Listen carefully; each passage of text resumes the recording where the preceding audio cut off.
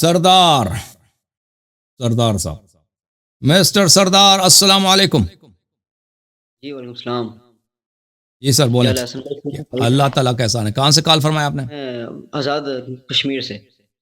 جی سر سوال سر یہ ہے سر، میں بھی تحقیق وغیرہ کر رہا ہوں سر اس لیے سر میں ایک سوال سر کرنا تھا کہ سر پہلے سر میں ایسے ہی سر کہ دیگر علماء کے جو ہے نا وہ تقریریں سنوں یا پہلے شیعہ سنی بنیادی اصول وغیرہ پڑھ لوں تحقیق کے لیے کیا چیز حق واضح ہے بھائی، حق بہت واضح ہے. حقیق کیا کریں گے؟ حق بہت واضح ہے.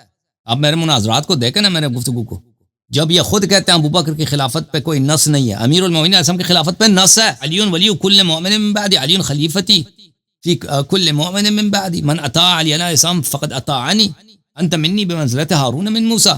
بھائی ابو بکر کی خلافت قرآن کے خلاف ہے، سنت کے خلاف ہے، اور سنت اور قرآن کی مخالفت کفر ہوتی ہے.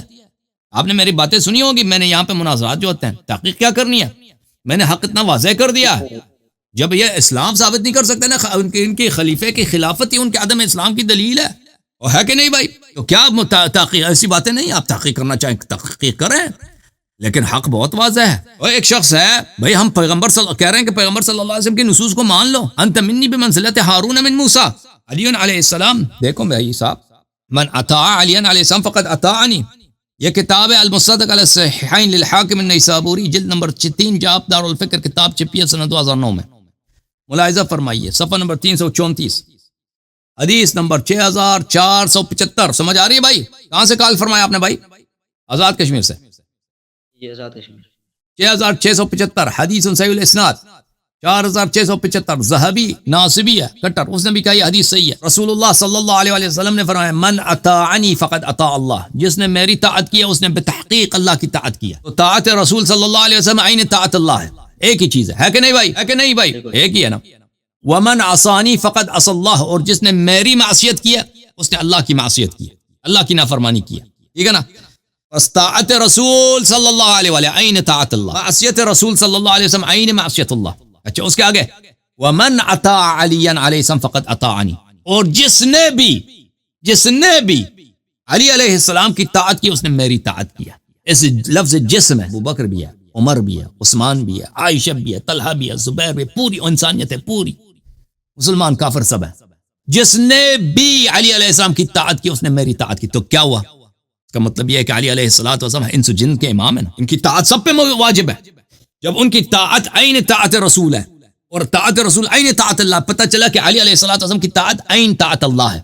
یہ امامت ہے کہ نہیں بھائی؟ ومن عصى علی علیہ السلام فقد عصانی، اور جس نے بھی علی علیہ السلام کی نافرمانی کی اس نے میری نافرمانی، اور میری نافرمانی اللہ کی نافرمانی ہے. تو پتہ یہ چلا کہ علی علیہ السلام کی مخالفت، حکم نہ ماننا، نافرمانی کرنا، پیغمبر کی نافرمانی اور اللہ تعالیٰ کی نافرمانی. جس نے بھی نافرمانی کی اس نے اللہ کی نافرمانی کی. تو پتہ یہ چلا کہ ان کی طاعت سب پہ واجب. امامت اسی کا تو نام ہے نا. اب ایسا شخص موجود ہے، اس کے سامنے ابو بکر کی کیا حیثیت ہے کہ وہ خلیفہ بن گیا؟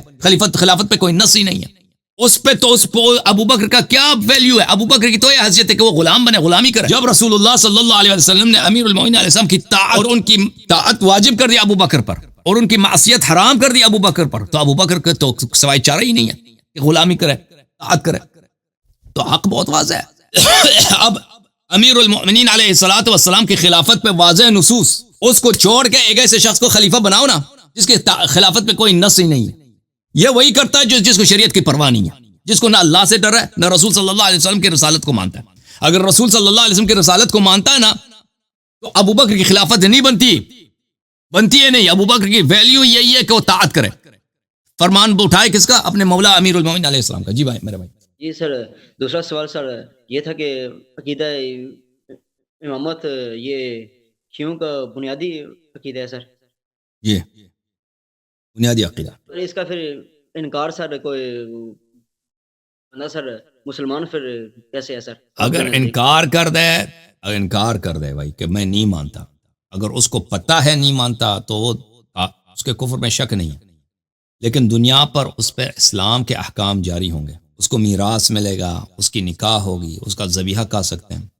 آخرت میں وہ کافر محشور ہوگا. ٹھیک ہے نا؟ اگر اس کو پتہ ہے پھر بھی انکار. اگر پتہ نہیں ہے انکار کر رہا ہے تو اللہ تعالیٰ اس کا ساتھ جانتا ہے کہ آخرت میں اس کے ساتھ کیا کرے. وہ جاہل ہے اور جاہل معذور ہوتا ہے.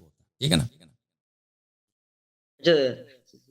سر جو مطلب کہ اہل سنت کا جو حدیث کا ظاہر ہے سر، یہ آپ کے لیے سر کسی درجے میں حجت ہے یا نہیں؟